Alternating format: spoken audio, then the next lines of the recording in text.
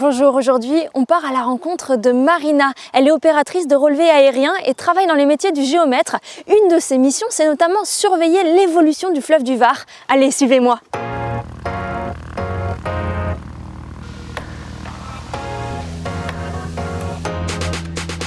Salut Marina! Et bonjour Chloé! Pourquoi on est là aujourd'hui? Alors aujourd'hui on est là pour faire une mission de photogrammétrie. D'accord, c'est quoi?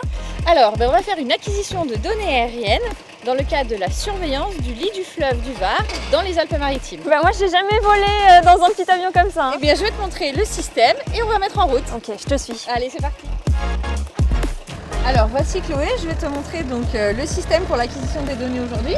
Donc on a un système LiDAR couplé à un appareil photo. LiDAR c'est quoi?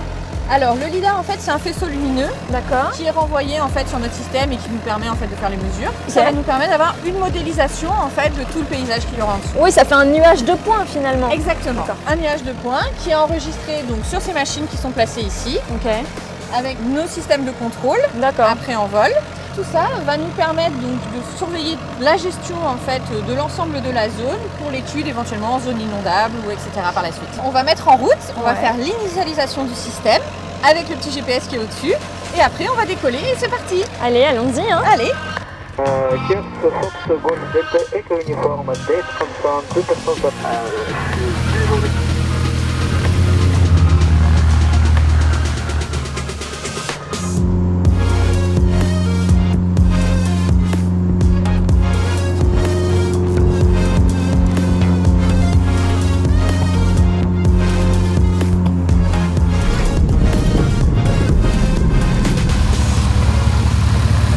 Alors Chloé, c'était comment? Ah, c'était génial, j'ai adoré.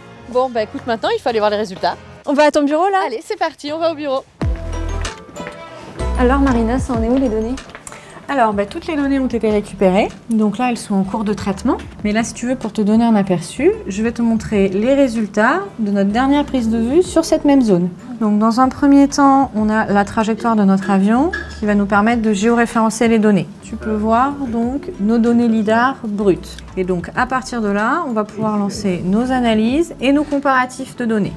On obtient un nuage de points en 3 dimensions qui nous permettent de modéliser tout le paysage que l'on a survolé. Dans un deuxième temps, je vais te montrer donc les données photos. Donc là, sur ce chantier, elle va nous servir à faire la restitution en fait du terrain pour fournir un plan au client et pour pouvoir illustrer en fait l'ensemble du dossier.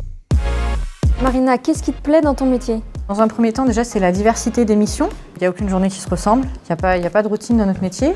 Et puis bon, on peut travailler sur un tas de sujets différents. Pour toi, est-ce que la profession de géomètre est utile à la société ou à l'environnement? Il y a tout un tas de sujets qui sont relativement intéressants, comme on l'a vu aujourd'hui, par exemple tout ce qui peut être la gestion de l'eau ou après tout ce qui peut être l'aménagement, donc urbanisme ou des aménagements divers. Et que dirais-tu à un jeune pour l'inciter à devenir géomètre? Aujourd'hui, on utilise des outils modernes à la pointe de la technologie avec beaucoup d'évolution. En plus, on a des chantiers divers et variés. On peut être aujourd'hui dans un avion, demain faire des relevés dans un bateau. Donc en plus, la profession a besoin de recruter, donc il ne faut pas hésiter.